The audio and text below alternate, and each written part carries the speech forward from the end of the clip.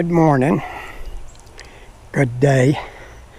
I wanted to put this short video together so that I could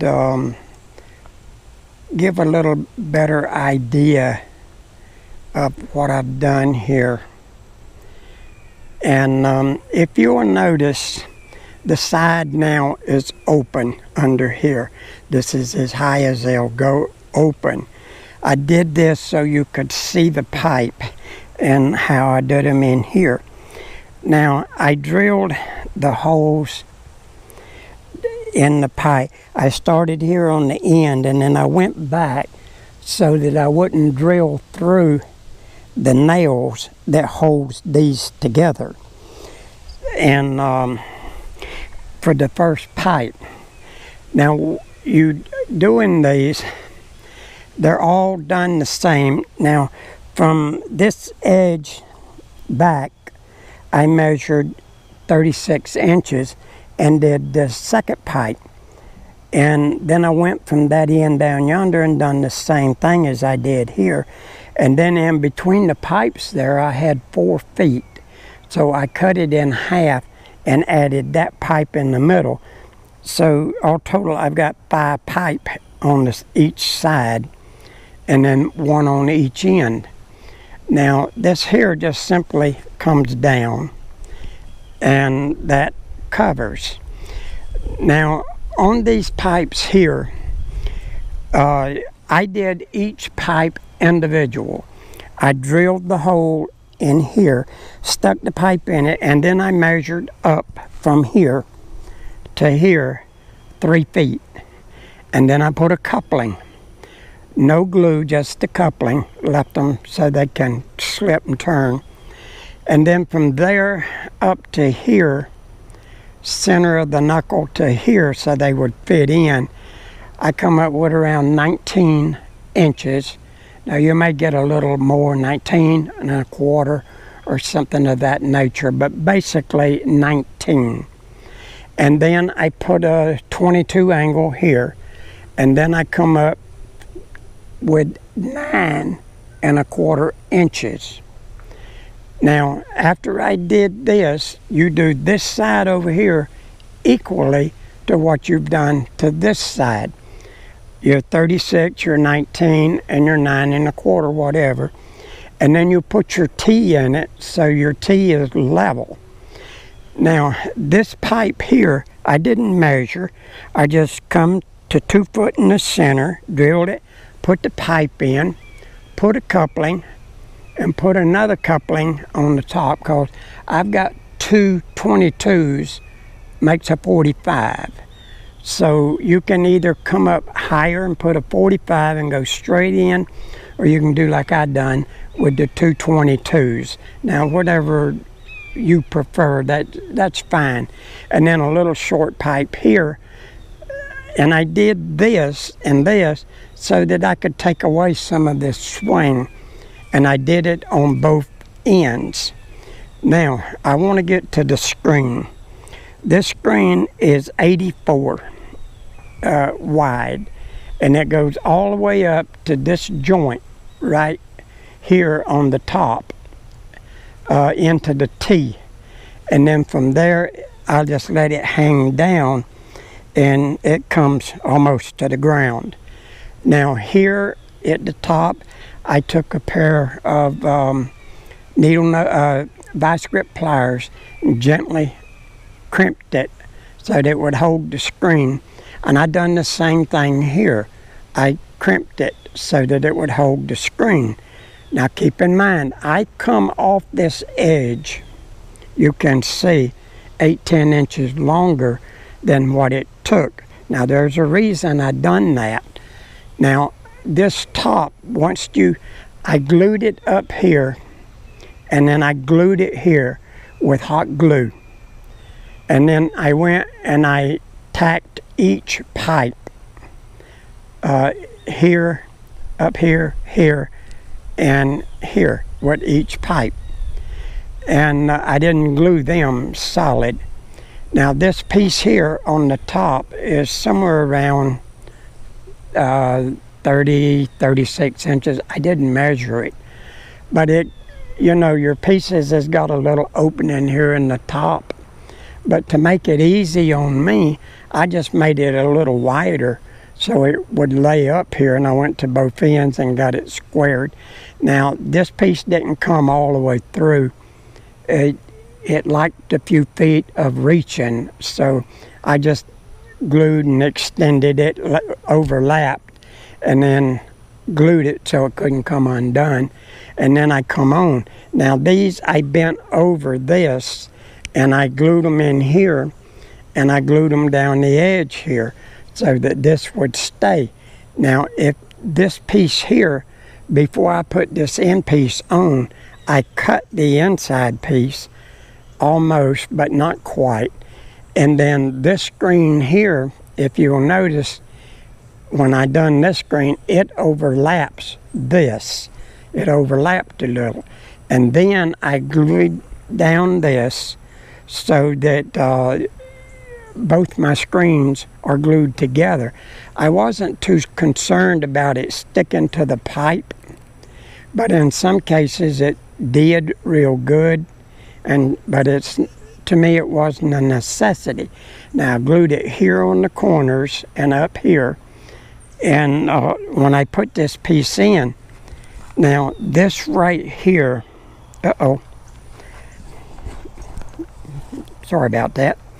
This piece here, I took it and run it around after I cut through it here, and I run it around with my fingers, and I just squashed it around until it come underneath the pipe here, and then I glued all the way down with that, and that's what you see here. I just haven't cut this off, but I will eventually.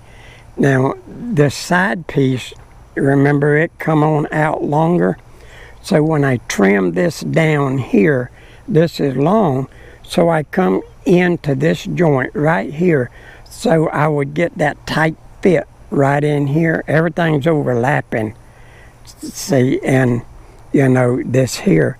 So when this just hangs around and lay it around, put a sandbag on it, well, I tied a rope, but put a sandbag on it, and that works fairly good there. Now I did not glue below these joints here on this screen, either side, so that I could open both sides. Now I was asked by someone, how do you open it for the bees? Well, if you'll notice now, these sides are freely up. If you're going to plant something in here that requires pollination, this is the way I'm going to do it. Maybe it'll be beneficial to you. Whatever works to float your boat, that's what you want to do.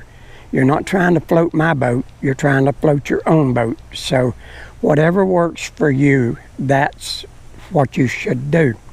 Now I left this undone so that I can get in and harvest, I can get in and plant by raising these up and laying them over like I've got this one. So see, if I want to close them down, I just, you know, there you go. Now, see, I'm all closed in now. Now, you can run a string around the bottom and tie the bottom, or you can put sandbags or whatever. But what I was going to say about the pollination, and I'm going to make it quick on this camera. It gets hot out here in the sun, and it wants to stick its tongue out like it's dying and wants to quit. So, but anyway, if you're going to plant something in here that requires pollination, pollination does not occur until you have flowers or blooms. And then you just simply raise your sides an hour or two every morning when it's kind of, the bees are out and around, you see them, whether it be bees or whether it be wood bees or black bees, bumblebees. It doesn't matter what even a wasp can pollinate. If you watch them, you'll know. And even you can pollinate yourself. Take a very fine hairbrush and kind of tap inside and then go from one plant to another and keep going. Sometimes it works, sometimes it don't. Depends on your touch. But anyway, once you feel you've got them pollinated enough, then you can let these things down and let them stay down. Now, when you're dealing with tomatoes and things like that, and cucumbers, you know, they bloom through the cycle. And as they get bigger and taller, they bloom. But you know, every bloom does not have to hold a bee to get pollinated. Once the plant is pollinated enough, then it's going to produce on through. Now, you're going to have people that disagree with me, and that's fine. I mean, I'm not trying to win a contest with nobody. So I'm going to say what I want to say, and they can say what they want to say. You listen to everybody, and then you come to your own conclusions as to how you're going to do it. Once you build this first frame, you build all the rest of them exactly the same way as you did the first one. Drill your hole, put your pipe, get your 3 feet. Now, I've done that on every pipe all the way around except these end pieces. They were drilled, stuck in, eyeballed through until they were level, and that's the way I left them. Now, there is a 4 or 5 inch gap between this pipe and these pipes here because of the offset on the bottom, but yet I wanted my screen to go around the bottom, so I put this piece in. Now, when it comes to these pipes here on the side, now, this is the way I done them, was 3 feet from the first pipe to the second, and then I went to the far end, and I done the same thing after I inset both ends, and in the middle, I just put it center, which was 2 feet. So you can do either one. You can measure from pipe to pipe and get 3 feet, 3 feet, 3 feet is 9. This offset is about 5, and that offset's about 5. So that gives you your 10 foot. And so you do that. Now, my intention is to plant stuff now. This is only the first one. I'm going to build 4 or 5 of these before I'm through in this area, and I'm going to quit the low ground stuff because I do have some wild rabbits that come in here, but I just tell them they don't hear me. But I tell them, if you're going to come and eat my leaves, you better leave me a tip. So normally they'll do their waste somewhere here in the yard, and I walk around, I find it, and then I kind of scoop it up and go put it in my garden. And I found out one thing: if you don't want rabbits to get into your planted area, come around the outside edge, spray it with a garlic juice, and then put some real hot cayenne pepper powder, kind of sprinkle it around. Once they get a whiff of that, trust me, they're not going to come back and monkey around with it. Now, I have a possum that loves to come and dig for worms as if he's going fishing. But he digs for worms or something, and once in a while I get up and I come out and I look every morning where he's been. Now, keep in mind, I've already set my trap. I've got a little wire trap. I've caught 2 coon, 2 squirrels, because squirrels love fruit from your fruit trees. They steal 2 or 3 peaches every day, each squirrel, and I might have 5 or 6 of them. So if you want to raise fruit for squirrels, fine and dandy, but I didn't. That wasn't my intention. But I mix a little garlic juice, I mix a little cayenne pepper, I mix a little bit of blue dial soap, and I mix just a very little bit of olive oil, and I make up about a quart of that stuff, and then I mix it in my 4-gallon sprayer, and then I spray all my fruit trees with it. Now, garlic will repel a lot of bugs and stuff, so will the cayenne pepper. Now, some of the places tells you to put a little liquid cinnamon oil. Don't do it, because that cinnamon oil mixed with the stuff that you use as a smell good stuff in the house burns the leaves on your plants or on your trees, and you've defeated your purpose. I mean, you might scare away a bird or two and kill the leaves, and then you lose fruit. So, organic spraying and controlling bugs, that's a good thing, but it's also a hard thing. But I found out that a little bit of garlic and a little bit of cayenne pepper will stop the Japanese beetles dead in their tracks.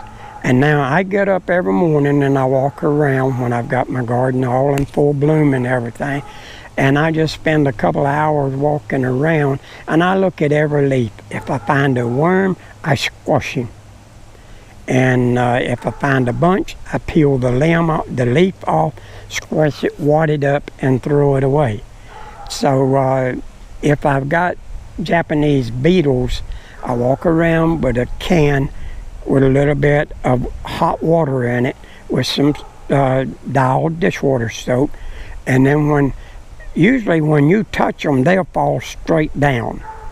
Your garden compost stuff, they don't like that too good, but they will get on your plants and they play havoc with them. So if I see them, then I just take and hold the bucket close to the leaf and get my hand on top